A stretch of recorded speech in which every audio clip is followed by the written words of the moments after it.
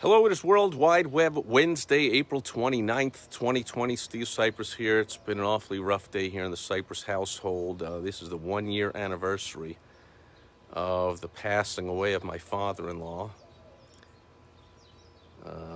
It's 5 years and 1 month to the day of the passing of my mom. That was March 29th.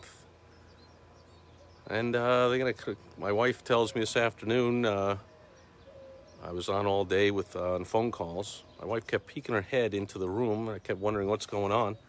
As soon as I was done with my last call, she gave me the news that the father, one of my longtime clients and close friend, I consider all my clients part of my family, and his mom passed away.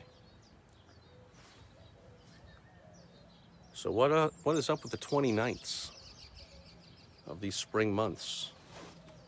So anyway,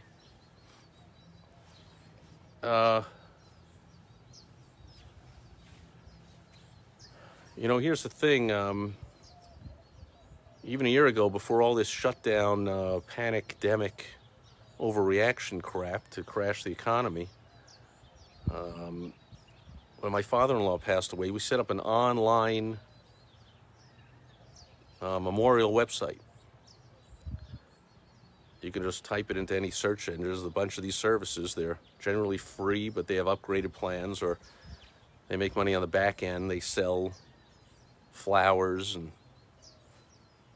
other stuff. And they let the families make contributions and gifts and donations to help with funeral costs or whatever, and they take a percentage of that. So they let you put up the free memorial page, and then the family, ours was actually put it up while he had been diagnosed with cancer and while he was going through the treatment. And I told my beautiful wife, Michelle, instead of, she was fielding a dozen phone calls every day.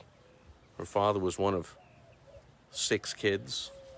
So there's all kinds of cousins and nieces and nephews and aunts and uncles. And my beautiful wife, Michelle, was fielding all these calls every day and updating them on the latest treatment and the response and the this and the that and what the doctor says and what's happening next. And I was like, there's these websites. So instead of doing all this on Facebook or text messages to every single person, you go to one of these sites and you get to put up a daily update.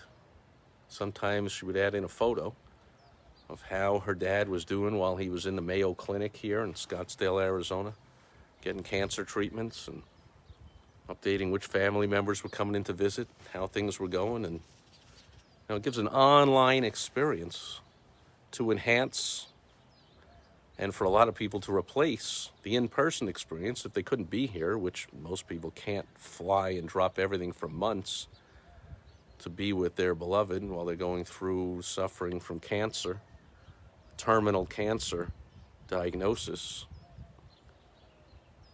So these online experiences. So since it's World Wide Web Wednesday, let's make that be the lesson of the day.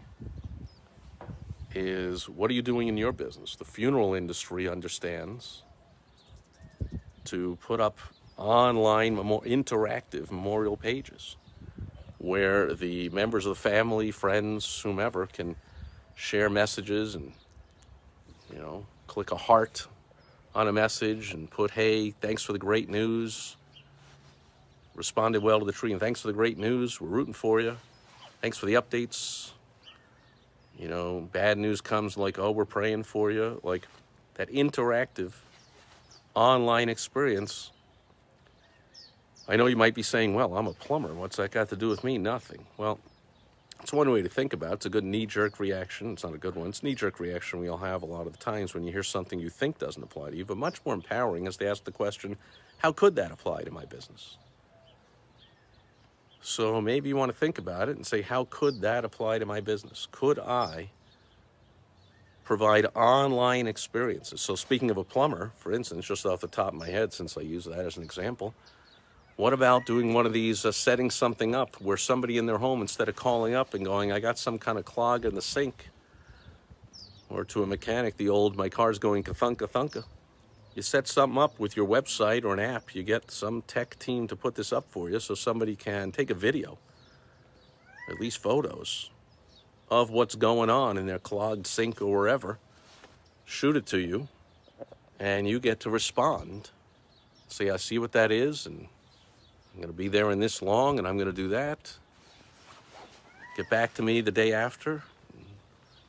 Let me know that the leak is gone, and this is that. And, you know, send me a photo every 3 months of your air filter system or whatever, and let's see if we need to come out and do a training. Like, how can you provide online experience to your customers, clients, patients, members? You know, with this virus thing, they talk a lot about telemedicine, right? They put a tablet or whatever at the bedside or in the home of the patient. The patient's able to talk to a doctor halfway across the country. The doctor can see the person, you know, can say, you know, say ah, stick out your tongue, let me see your eyes, let me see this, that, whatever. So you can keep thinking this doesn't apply to me, or you can say, how does it? How could it apply to me? How could it help me provide a better experience for my customers, clients, patients, members, so that I become the obvious choice? Of course, that's who I'm going to do business with. They're in the modern world. They're in the 21st century. They provide all this and that and this and that. Other options I have are still old school, still stubbornly fighting the internet age, and they're not providing me all that. So see if you can find a way to provide these online experiences for people who can't be there in person or temporarily aren't there in person. It's what the medical and the funeral industries are doing. Like, why not you? Anyway, that'll do it. Best I can come up with today. Tough day. Catch you tomorrow on Throwback Thursday. Thanks for being here today. Over and out. Bye-bye.